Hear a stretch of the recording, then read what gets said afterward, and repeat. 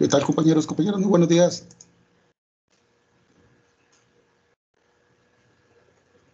Buenos días, profe. Hola.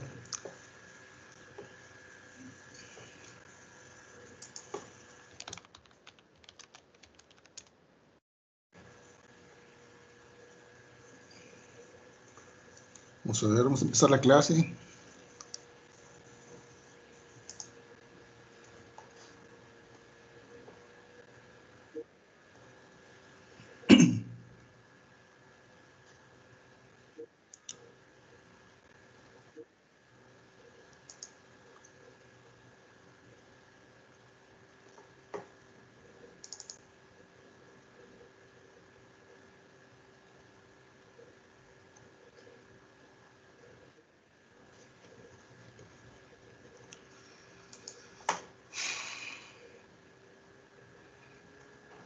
Bueno, ayer en la sesión pasada, ¿dónde nos quedamos, compañeros? Alcanzamos a ver esta diapositiva, ¿verdad?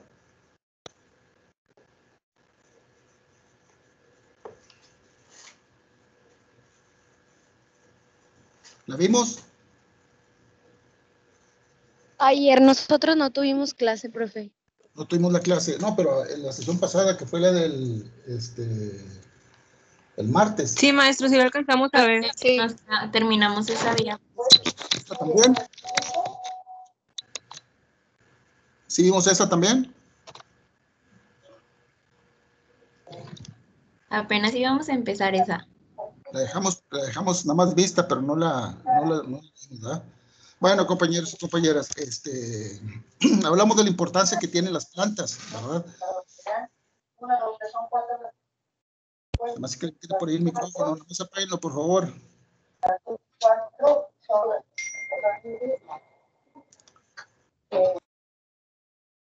Ok, gracias. Bueno, mencionamos varios tipos de importancia que tienen las plantas y mencionamos sobre los alimentos, ¿verdad? Sobre los que se obtienen o que nosotros utilizamos de manera natural o directa y otra en la cual los alimentos son procesados, ¿verdad? En este caso, entre las plantas de interés alimenticio, ¿verdad? Estas se utilizan, ¿verdad? Alguna parte de ellas, en algunos casos la raíz, en otros las hojas, ¿verdad? Las inflorescencias, en fin, hay diferentes partes, incluso a veces nada más las puras glándulas, a veces el puro extracto, pues puede ser variable como que se obtenga de una planta, ¿verdad? Como la manzanilla, ¿verdad? La planta de manzanilla, nosotros cuando lo utilizamos de manera medicinal o como tranquilizante o como un té de uso, ¿verdad? Nosotros utilizamos las inflorescencias, donde vienen las flores de la manzanilla. El resto de la planta, el follaje, las hojas, esas no se utilizan, ¿verdad? En este caso, en cuanto a consumo de las plantas por las hojas, tenemos varios tipos. El repollo, por ejemplo, es uno de ellos, ¿verdad? El repollo es una planta que se cultiva, ¿verdad? Y se consume por sus hojas, ¿verdad? Los tacos de vapor no pueden faltar, ¿verdad? No le puede faltar un poco de repollo, además de la salsa. Obviamente que las hojas de más externas son un poco más duras, menos suaves, con menos humedad, con más fibra, y básicamente se le retiran, pero la parte más interna, las hojas que están conformando la parte en forma así como de una bola, ¿verdad? Donde está el macollo de todo el conjunto de hojas, más tiernas, más suaves, pues es la que se utiliza, ¿verdad? Si nosotros dejamos la planta que siga su curso, ¿verdad? Al final de la temporada de su crecimiento va a poder producir inflorescencias, ¿verdad? Y en esas inflorescencias se producen flores, pero obviamente que ese es un aspecto que no va con el repollo. En este caso, cuando se forma la bola o macollo, ¿verdad? Es cuando se cosechan, una vez que alcanzan el tamaño conveniente, ¿verdad? Y no se deja que siga hasta el término de flor, porque si no, muchas de las hojas se van a abrir, como en el caso de las externas que se le retiran, ¿verdad? Cuando se vende, y ya no van a ser útiles. Y la inflorescencia, pues no la aprovechamos, ¿verdad? Entonces, hay que tener en cuenta ese tipo de detalles. Otra planta que se consume, pues es la arúgula, ¿verdad? O en algunos test, a veces la hoja, ¿verdad? Entonces, la rúgula, por ejemplo, puede ser consumida como alimento. En otros casos, la hoja se puede utilizar, ¿verdad? En forma de condimento. Se utiliza la hoja de laurel, por ejemplo. Nosotros la acompañamos y va muy bien con el asado de puerco, ¿verdad? Un asado de puerco sin hojas de laurel no tiene el mismo sabor, ¿verdad? O al menos aquí en la región es como lo utilizamos. Nosotros tenemos laurel aquí en las montañas, se da de manera natural. Y claro, hay 2 o 3 especies aquí en nuestro estado, ¿verdad? De arbustos que producen hoja de laurel. Unas con mayor calidad o sabor que otras, ¿verdad? Sin embargo, no nos comemos la hoja, porque la hoja es muy fibrosa, ¿verdad? Tiene mucha fibra y está dura, pero sí sale el sabor, ¿verdad? Y esa básicamente entra entre las especias, ¿verdad? Si nosotros vemos a la derecha, ¿verdad? Un tipo de cultivo, ¿verdad? Que se consume así, tal cual. Esto es el brote de una planta que apenas va saliendo del suelo, ¿verdad? Cuando ustedes ponen una semilla a germinar, ¿verdad? O un propágulo de esta planta, del suelo empieza a salir el tallo, ¿verdad? Con algunas brácteas que van a, después a ramificarse ese tallo, ¿verdad? En la parte terminal, si ustedes se fijan, ven un conjunto de brácteas muy pegaditas que van protegiendo el meristemo, es decir, un tejido que forma biomasa o más tejidos. Hay un conjunto de células meristemáticas totipotenciales, ¿verdad? Que una vez que se empiezan a dividir mitóticamente, generan hacia abajo más tallo, ¿verdad? Con yemas que van a formar ramas, que van a formar hojas, y sigue hacia arriba ese meristemo formando más tejidos, más biomasa, ¿verdad? Y sigue replicándose ese meristemo, ¿verdad? Entonces, en este momento es cuando la planta se consume, ¿verdad? A veces van a algún restaurante y lo pueden encontrar por ahí.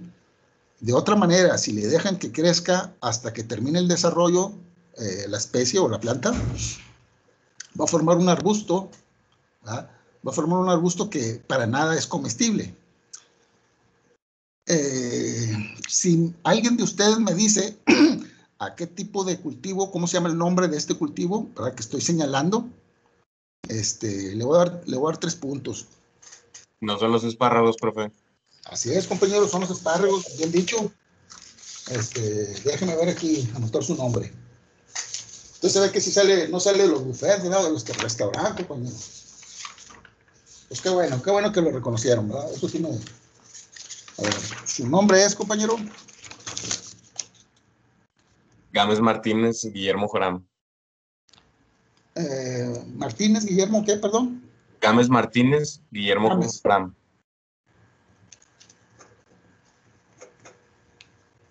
Ok, muy bien. Ya tiene sus 3 puntos. Ok. Bueno, entonces, estos son los espárragos, ¿verdad?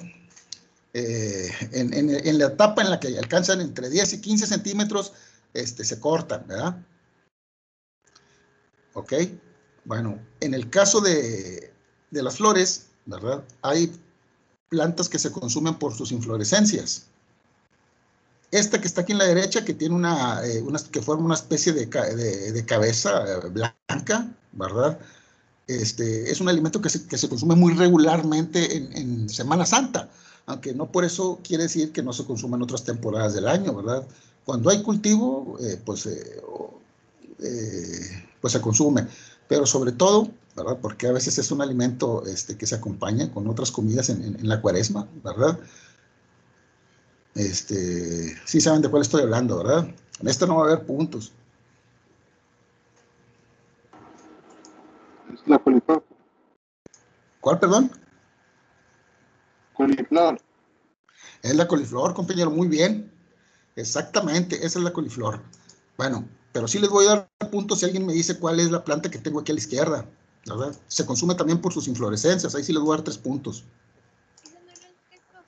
La alcachofa.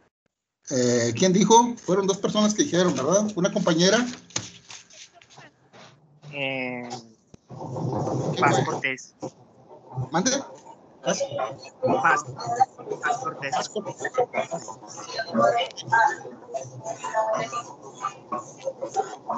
¿Cuál es?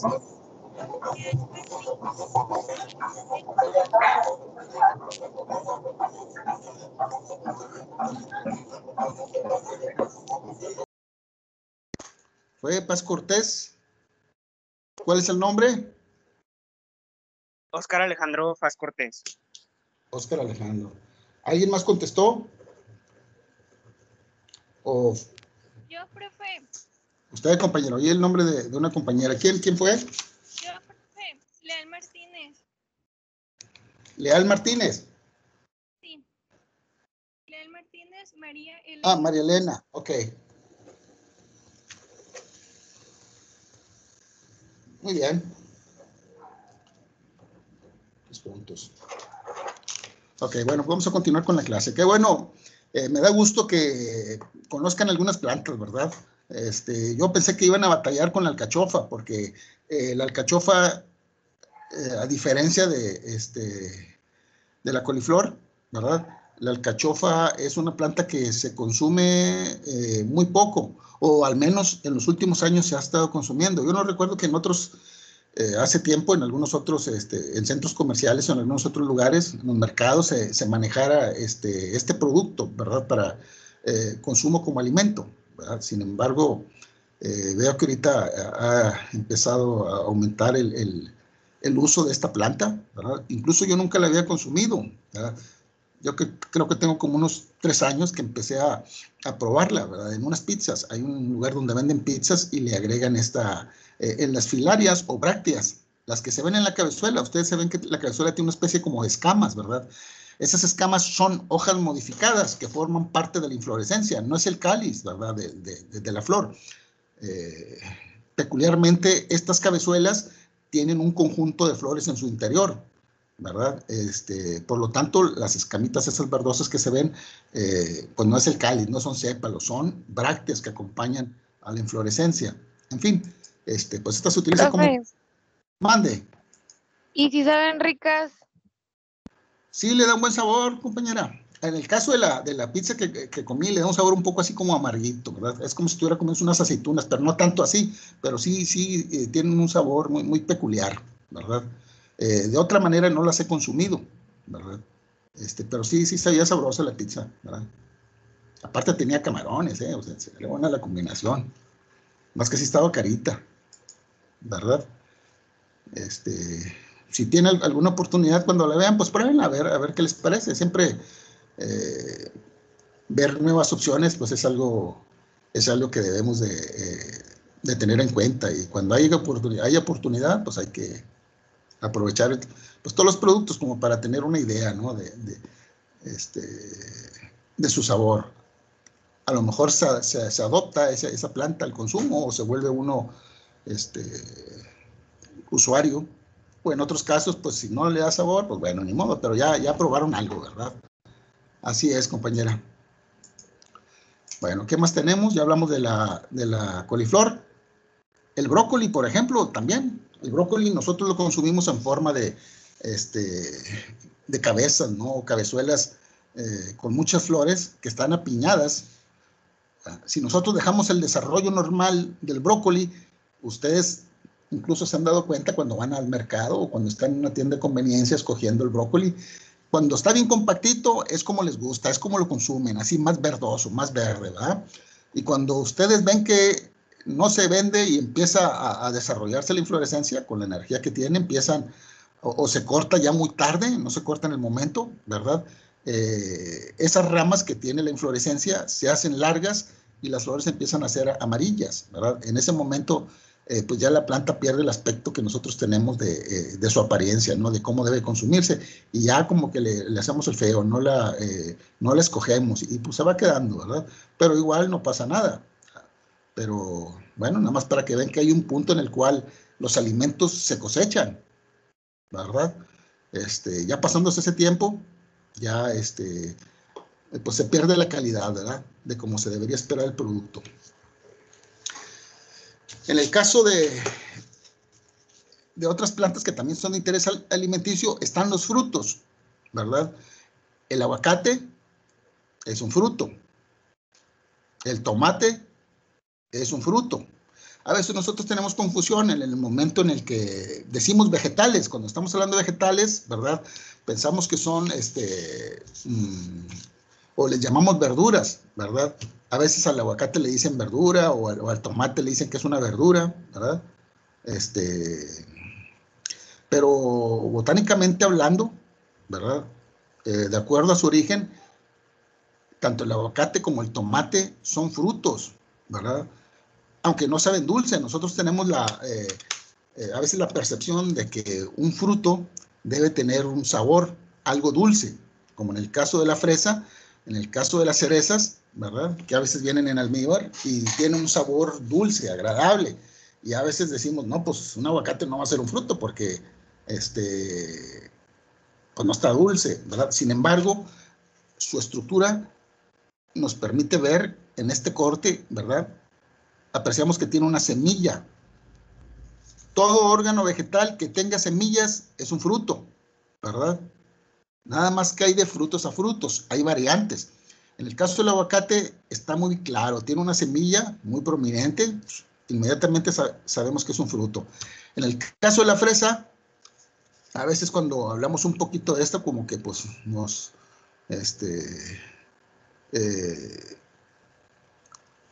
pensamos caray, pues yo no sabía que esa parte de la fresa que se come no es el fruto, ¿verdad? Porque así es. Si nosotros sabemos o pensamos que una flor es un conjunto de hojas modificadas sobre un eje, ¿verdad? Estamos verificando que se trata de una rama, ¿verdad?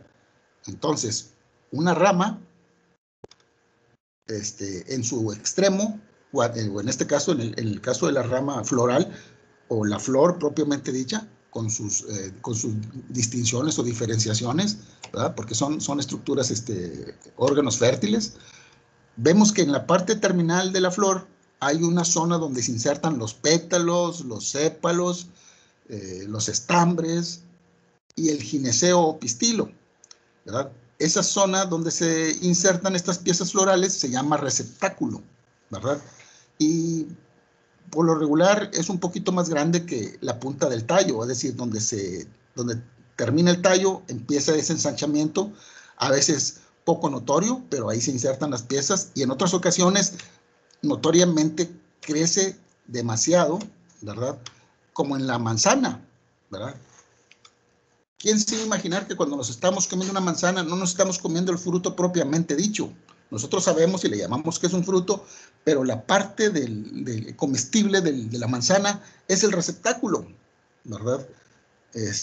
Y la zona en la parte central, cuando lo cortamos longitudinalmente, nos hace ver que hay una especie de estructura en forma como de botella que tiene semillas adentro. Esa parte delimitada en la parte central de la manzana es el verdadero fruto. ¿Por qué? Porque ahí están alojadas las semillas, ¿verdad? Ahora bien, si yo veo la fresa, ¿verdad? Que también tiene un receptáculo carnoso, agrandado, dulce y agrio a la vez. Entonces, ¿en dónde están los frutos? ¿Dónde está el fruto? Yo les pregunto. En la piel de la fresa, ¿Mande? está en la piel. A ver, un poquito más fuerte, compañera, no lo escucho. Está en la piel porque, bueno, no sé, pero las semillas están por fuera de la fresa, ¿no? No se encuentran adentro. Exactamente, compañera. Pero, nosotros decimos que los granitos que están en la parte externa de la fresa, del receptáculo, son semillas, ¿no? Son semillas, ¿verdad? Pero realmente cada una de esas estructuras en forma de granito, si ustedes lo rompen y lo ven en el microscopio o en el estereomicroscopio, van a ver que adentro hay una semilla, ¿verdad? Entonces, lo que aparentemente son semillas, no lo son frutos, pero son frutos secos y son pequeños. Y en este caso, en la fresa, ¿verdad? Y en la rosa, por ejemplo, y en otras especies, ¿verdad? Una flor puede tener varios pistilos que maduran cada uno en un fruto, ¿verdad? En este caso, en frutos secos pequeños. En otros casos, como la naranja, solamente hay un pistilo, ¿verdad? que genera un fruto que es el de la naranja. No hay más frutos. Sin embargo, aquí en la fresa tenemos muchos frutitos, ¿verdad? Cuando nos comemos un licuado, igual quedan los granitos o frutos secos que se llaman aquenios, quedan asentados en el fondo del vaso de licuado, ¿verdad? Y los comemos y a veces masticamos, pero lo que estamos masticando realmente son los verdaderos frutos, nada más para que se den idea, ¿verdad? Las semillas, pues es fácil, yo creo que todos no batallamos mucho para diferenciar las semillas, ¿verdad? Aunque hay variantes, ¿verdad? A veces, como en este caso, como vimos ahorita, ¿verdad? Ustedes han comido la semilla de girasol. La semilla de girasol es una parte blanda que viene dentro de una cubierta algo dura. Cuando ustedes la compran sin pelar, por decirlo así, o sin descascararla, ¿verdad? Lo que ustedes creen que es una semilla también es un fruto, igual que en la fresa, ¿verdad? Pero una vez que rompen esa estructura, adentro está la semilla y es la que se comen, ¿verdad? No se comen el fruto que es seco, ese lo tiran, ¿ok? Entre los órganos subterráneos, ¿verdad? Nosotros tenemos que las plantas poseen órganos subterráneos, ¿verdad? Pueden ser de diferente tipo. La zanahoria, por ejemplo, ¿qué tipo de producto que creen que sea botánicamente hablando? ¿Cómo lo reconocerían? ¿Qué tipo de qué origen tiene? A ver. Es un tubérculo, ¿no? No, a ver. Viene de la raíz. Bueno, más que viene de la raíz, es una raíz, ¿verdad? Y nosotros pensamos que es un tubérculo. Hay una diferencia notoria en esto. La raíz de la zanahoria, ¿verdad? Nosotros la podemos distinguir porque tiene raíces secundarias, ¿verdad? Y no tiene yemas, ¿verdad? No tiene yemas. Una yema es un meristemo o un área meristemática que puede generar una estructura diferente o una nueva planta. De hecho, la papa, cuando han visto que la papa tiene ojitos, ¿verdad? Y que cuando la dejan en el refrigerador, esos ojitos empieza a crecerles una estructura que son como picos, ¿verdad? Cuando se nos queda ahí más de 2 meses ahí en el refrigerador. Bueno, pues es que esos picos provienen de los ojitos y esos ojitos son meristemos, ¿verdad? O yemas, y en este caso solamente los tallos son los que tienen yemas, ¿verdad? Así en general. Puede haber algunas excepciones, ¿verdad? Y ya vemos que la papa tiene ojos o yemas, por lo tanto, ese sí es un tallo. En el caso de la zanahoria no hay yemas, ¿verdad? Pero sí, un pedacito de una papa puede generar otra nueva papa completa, ¿verdad? Bueno, no la papa directamente, genera una planta que después cuando termina su desarrollo produce ramas, esas ramas se incurvan hacia el suelo y producen un engrosamiento ya debajo del suelo, esos tallos, ¿verdad? O ramas, que son los más basales, y ahí empiezan a almacenarse nutrientes. En el caso del cacahuate, ¿verdad? El cacahuate, ¿qué creen que sea? ¿Y dónde se cosecha? ¿De qué parte del...? También es una raíz, ¿no? Mire, ándele, en el caso del cacahuate, ¿qué es lo que tiene adentro? Tiene semillas. Tiene semillas, por lo tanto es un fruto, ¿verdad? Y ese es un órgano subterráneo. El fruto es un órgano subterráneo. Las flores se empiezan a formar en la base de la planta de cacahuate y estas flores empiezan a encurvar hacia adentro, de tal manera que empiezan a penetrar adentro y las flores se están formando adentro del suelo. Ocurre la polinización interior porque tienen la capacidad de autopolinizarse y en ese momento se produce una semilla y la semilla queda enterrada. Entonces el cacahuate es un órgano reproductivo de origen sexual, pero que también es subterráneo, ¿verdad? Sabemos que la cebolla o el ajo lo sacamos debajo del suelo. Entonces son órganos subterráneos, igual que la remolacha o betabel, ¿verdad? Que es la que tenemos a la derecha. La cebolla la consumimos, ¿verdad? Como una verdura, y la cebolla es un órgano muy, muy particular. Tiene en la parte basal, vemos que tiene una zona como un disco de donde salen unas raicillas, ¿verdad? Entonces estamos diciendo en este momento que ese disco es un tallo, ¿verdad? Y de la base de ese tallo salen las raíces. Y si nosotros partimos esa cebolla o ese ajo, en la parte interna empieza a formarse se ve una estructura cilíndrica, algo verdosa, ¿verdad? O cilíndrica. Y lo que lo rodea, pues son hojas carnosas, hojas suculentas, pero internamente hay un tallo. Y claro que las hojas salen de los tallos, ¿verdad? Y aunque sean hojas modificadas, vemos que están saliendo de un tallo. Entonces, esa es la estructura de una cebolla, ¿verdad? Con un tallo basal discoide, con una parte interna que se proyecta hacia adentro de la cebolla en forma de un tallo cilíndrico, ¿verdad? Que nosotros lo vemos que puede salir después en la punta. Después en la punta puede salir ese tallo, ¿verdad? Para formar hojas, si lo volvemos a plantar, ¿verdad? Pero bueno, y ahora vemos al betabel. El betabel, al igual que la zanahoria, pues es una raíz. Y nosotros vemos que la parte superior de la raíz está engrosada, formando una especie de estructura a manera de bola, y la parte basal es como un clavo, ¿no? Es como un eje, ¿verdad? Que lleva también raíces, ¿verdad? Entonces, entre los órganos subterráneos podemos tener raíces, podemos tener tallos, podemos tener frutos, ¿verdad? Ya se dieron cuenta. ¿Qué más? Profe, Mande, compañera. no es un rábano, eso que parece betabel. A ver, ¿cómo sale el agrandamiento? Sí, profe, creo que sí es un rábano. ¿El rábano tiene círculos concéntricos? El rábano no es como si fuera una papita. Vamos a ver aquí, vamos a hacer una imagen. El betabel normalmente lo vemos más morado incluso. Tiene razón, por el color pareciera que es un rábano. Vamos a ver. Sí, es que según yo el betabel es más como morado por dentro. A ver, aquí tenemos un rábano. Ah, no, el rábano no tiene círculos concéntricos. Ahora tiene círculos concéntricos, ¿verdad? A ver, vamos a ver si hay algunos de ellos, algunos ejemplos. Yo lo recuerdo muy bien porque, a ver, ya está hecha puré, ¿verdad? Ya está batida. Pues sí, ¿verdad? Es completamente homogéneo en su interior. Pero es muy buena observación, compañera, ¿verdad?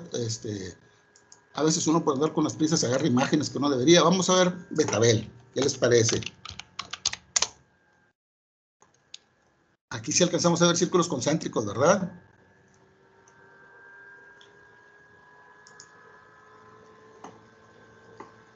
Sí, ¿verdad?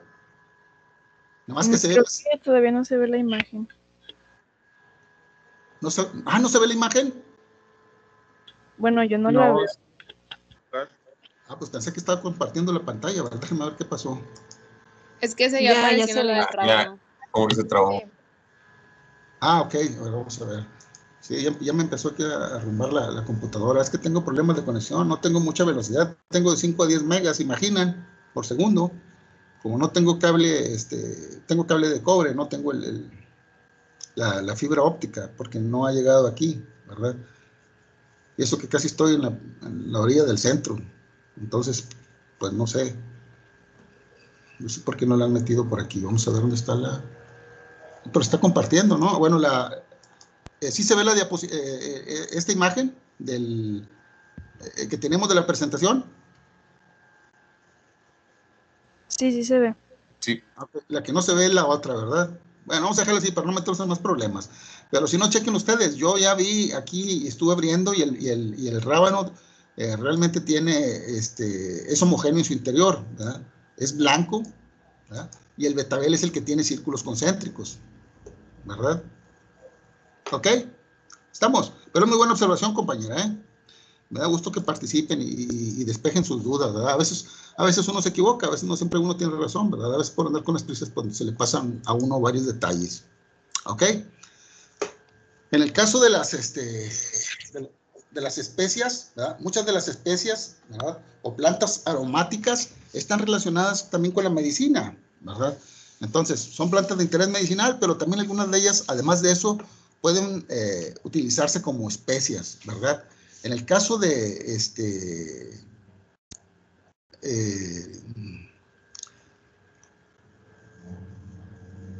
bueno, más bien, antes de decirles, yo quisiera preguntarles, ¿hay alguna planta que ustedes conozcan que sea aromática?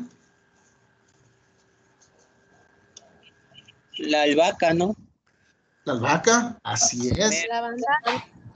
Lavanda, romero, muy bien. El hierbanís, profe. La menta. El hierbanís. Ok, miren, de las tres plantas que dijeron, lavanda, romero ¿verdad? Y albahaca o albácar. Esas tres pertenecen a la familia de las labiadas. La familia de las labiadas es una familia de plantas que tiene el tallo cuadrado, pero que también tiene en sus hojas, ¿verdad? Y en los tallos también tiene glándulas aromáticas, ¿verdad? Con compuestos de diferentes clases, terpenos y otros compuestos aromáticos. Entonces, la familia de las labiadas o lamiaceae es una familia que aporta varias especies que ustedes ya conocen, el tomillo, la mejorana, la hierbabuena, que algunos le llaman menta, ¿verdad? Son aromáticas, ¿verdad? Y hay otras que también lo son, ¿verdad? Pero algunas se utilizan como especias, ¿verdad? Incluso también las mismas aromáticas.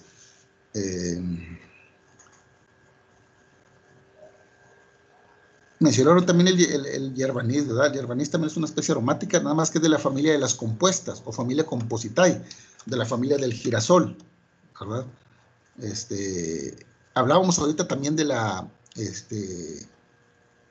laurel, ¿verdad? El laurel es una planta que produce hojas que se utilizan como condimento, ¿verdad?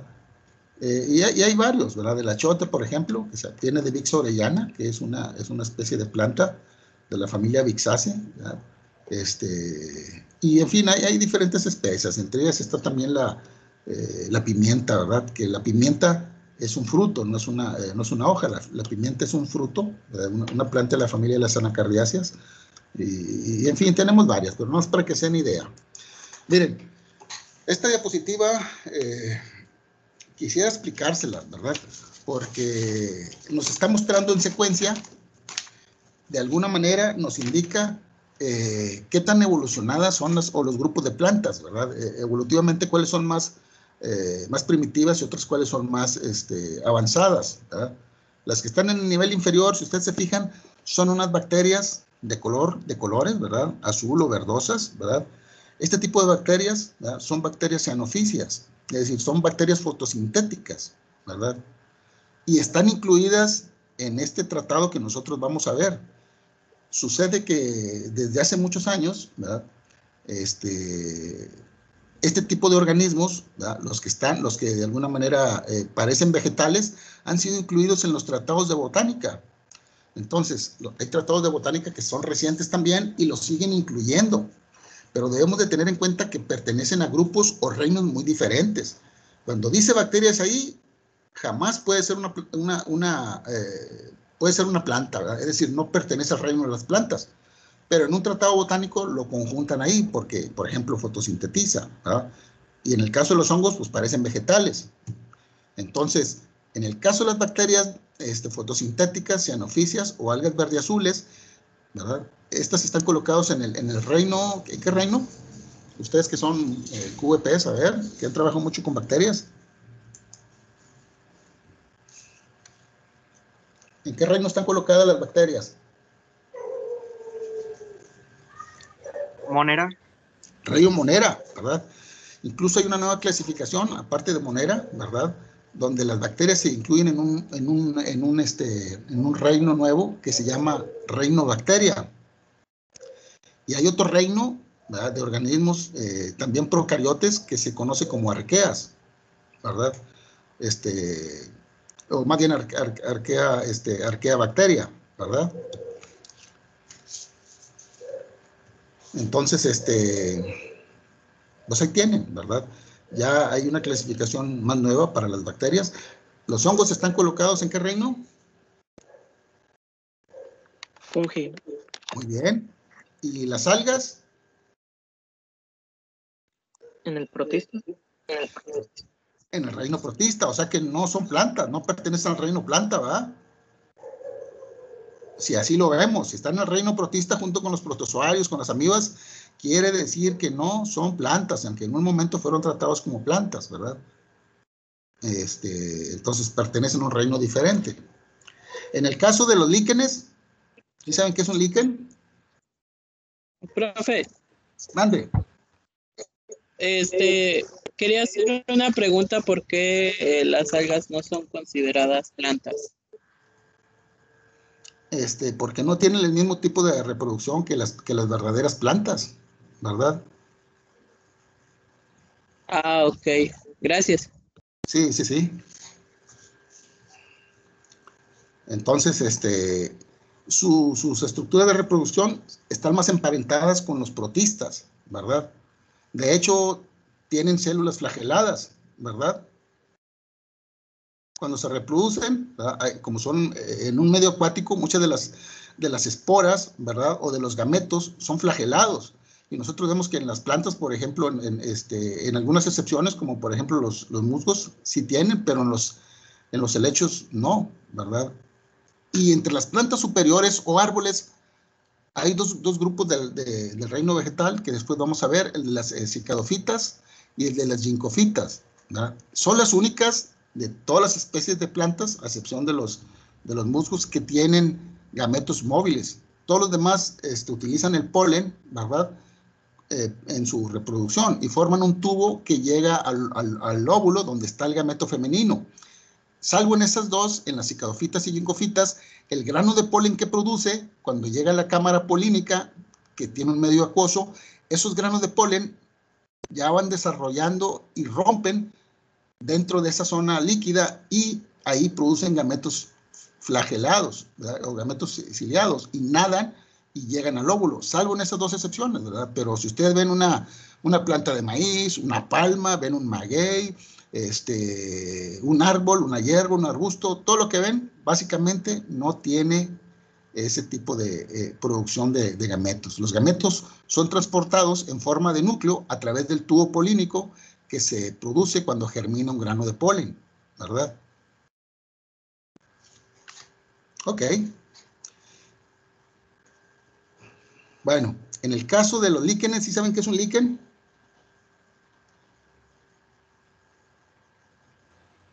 Es una asociación entre hongos y algas. Así es una asociación entre algas verde-azules, mayormente, ¿verdad? Con un hongo, y en otras con algas verdes, en menor grado. Pero se clasifican más con los hongos, ¿verdad? Porque la parte del cuerpo que se ve es la que predomina, ¿verdad? Y es donde, pues es la del hongo, ¿verdad? Y en los hongos se alcanza a ver una capa de células, ¿verdad? Que son células simples que están dentro de ese tejido, ¿verdad? O cuerpo del hongo. Por eso se clasifican con los hongos, ¿verdad? Entonces, ya con las hepáticas que vienen aquí, son un grupo de briofitos o emparentados con los musgos, ¿verdad? Los tapetitos que vemos arriba de las rocas. A partir de ahí, si ustedes se fijan, ya tenemos embriones, ¿verdad? Donde tenemos las hepáticas, ya se producen embriones cuando se unen los gametos, ¿verdad? En el caso de los protistas, en el caso de las algas, ¿verdad? Cuando se fusionan los gametos, no se produce un embrión, ¿verdad? Muchas de ellas inmediatamente, al fusionarse los gametos, se forma un cigoto y ese cigoto genera esporas móviles o zoosporas, ¿verdad? Entonces, por eso vemos que hay una diferencia en la reproducción, ¿verdad? No hay presencia de embriones en las diferentes algas, por eso están dentro de otro reino, ¿verdad? Están más emparentados con los protistas o con los protozoarios. ¿Ok? Bueno, pues eso es lo que quería que supieran, ¿verdad? No quiere decir que todos están en el reino de las plantas, no, esto es equívoco. Cada uno de ellos está en su reino, las bacterias, los hongos y los líquenes, ¿verdad? Y enseguida lo que son las hepáticas, los musgos, todo eso hacia arriba, por ejemplo, Sphagnum es un briofito, ¿verdad? Emparentado con las hepáticas. Los licopodios son plantas vasculares simples, muy primitivas. Lo que dice aquí que Equisetum, ¿verdad? Equisetum es una planta también, al igual que los helechos, es una planta muy primitiva, ¿verdad? Y luego ya tenemos a las que se reproducen por esporas. Si ustedes se fijan, de los helechos para abajo, contando los helechos y el lecho que dice aquí, Equisetum, de ahí para abajo, todos se reproducen por esporas. Y todo ese tipo de organismos caen en una categoría que se llama criptógamas, ¿verdad? Y en el caso de las fanerógamas, a partir del gladiolo y de la malva hortensis, de ahí para arriba, todos son fanerógamas porque producen semilla. Sus estructuras de reproducción son visibles, ¿verdad? ¿Alguien tiene alguna duda hasta ahí? No, profe. Muy bien. No, profe. Bueno, ¿ya habían visto por ahí esta imagen de la teoría de la endosimbiosis de Lynn Margulis? No. Mírenla un minutito y medio, 2, para que vean qué pueden apreciar, qué se está representando.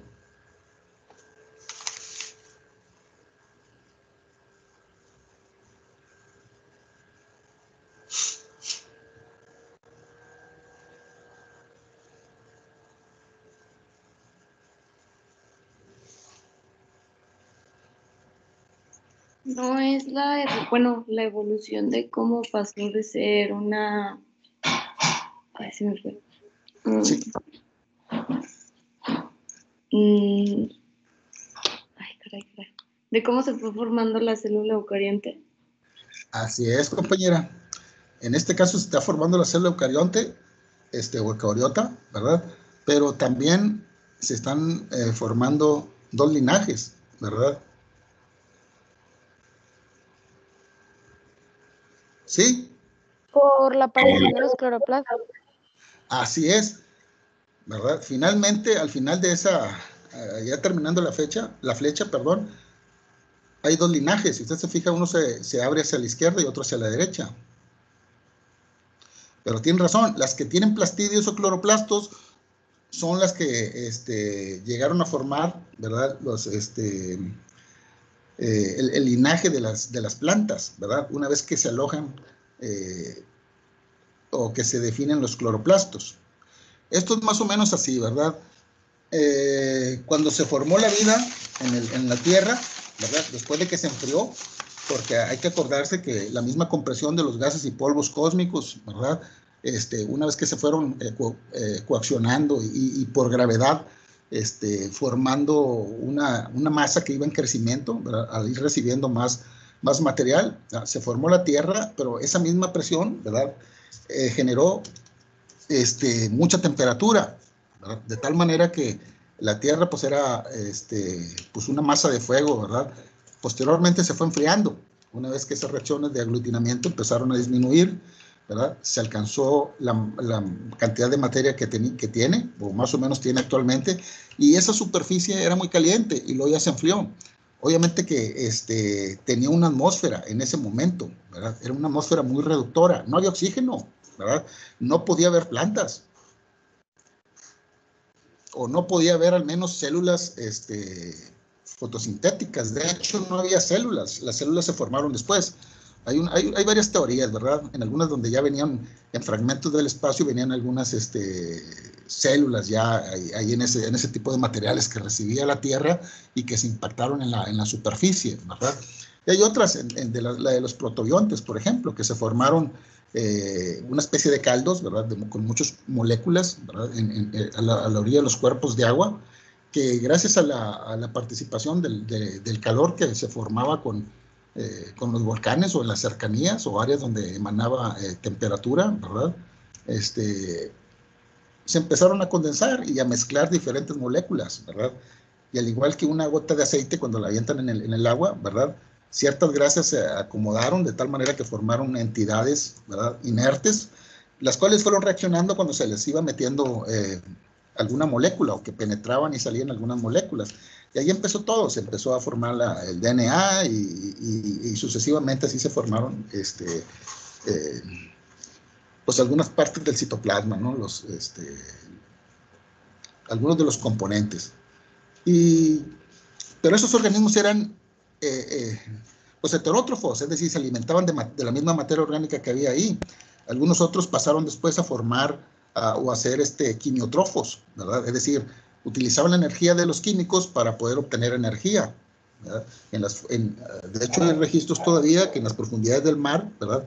Hay bacterias que viven de esa manera, son quimiótrofas, no les alcanza el oxígeno, ¿verdad? El oxígeno no les hace bien, utilizan el azufre, ¿verdad? Y otros compuestos para hacer el trabajo que haría el oxígeno, ¿verdad? Para obtener energía en la ruta metabólica, de tal manera que pues eran quimiótrofos, ¿verdad?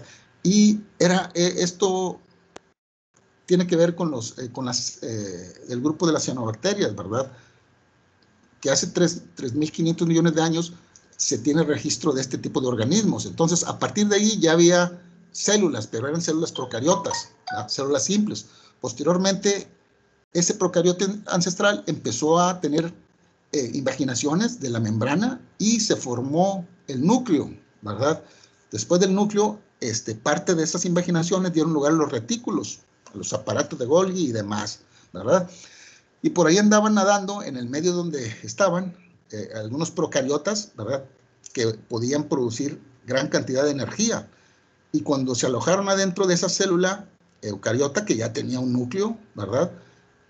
Esos procariotes ancestrales de alto metabolismo quedaron alojados y no fueron digeridos por el contenido celular, ¿verdad? Por las vacuolas y no sirvieron de alimento, quedaron alojados y en su proceso de simbiosis evolutiva se transformaron en mitocondrias, ¿verdad?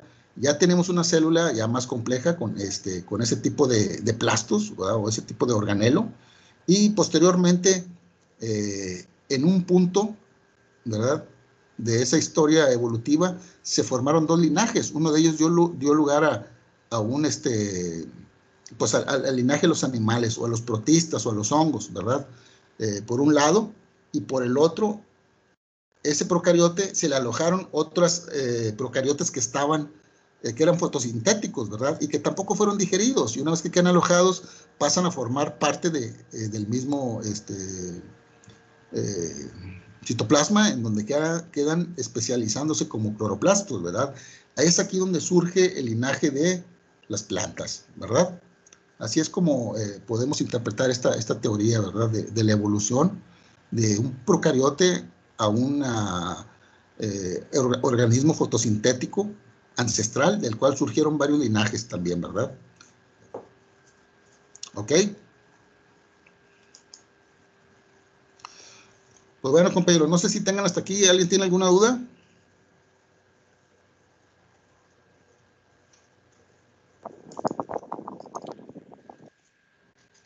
¿Todo bien?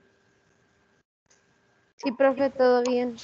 Ok, bueno, pues yo creo que aquí le vamos a dejar, compañeros. Nada más les voy a pedir, por favor, que le pongan presente. Acuérdense, aquí a un lado, ¿no? En el chat.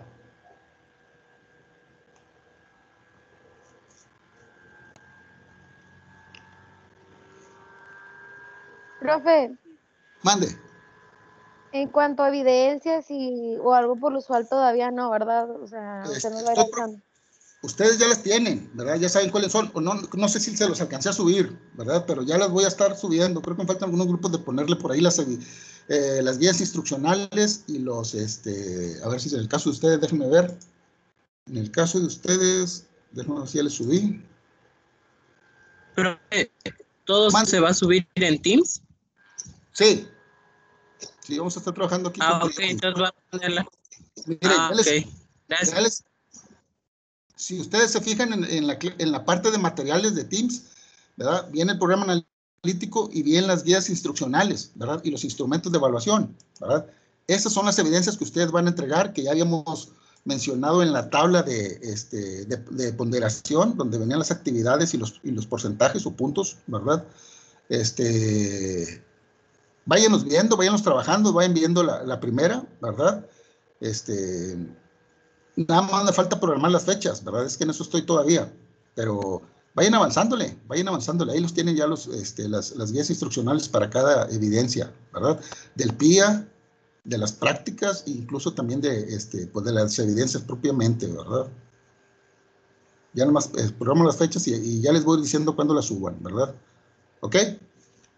Sí, claro que sí, gracias, profe. Ahora, pues, bueno, ¿ya le pusieron presente? Ok. Bueno, pues que tengan bonito día, compañeros y compañeras. Nos vemos en la siguiente sesión. Hasta luego, profe. Hasta luego. Gracias, profe. Adiós. Gracias, profe. Ustedes.